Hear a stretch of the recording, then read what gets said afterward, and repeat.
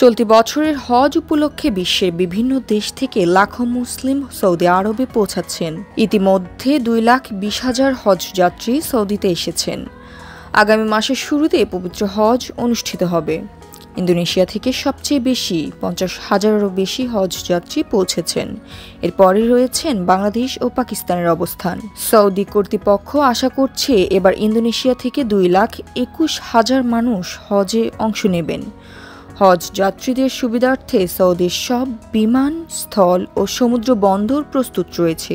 বেশিরভাগ যাত্রী মদিনার প্রিন্স মোহাম্মদ বিন আব্দুল আজিজ বিমানবন্দরে আসছেন, যেখানে অনেকেই মসজিদে নববীতে নামাজ আদায় করে হজ শুরু করেন। গত বছরে প্রায় 18 লাখ মুসলিম হজ পালন করেছিলেন। আর জ্যোতি, দৃষ্টি 24।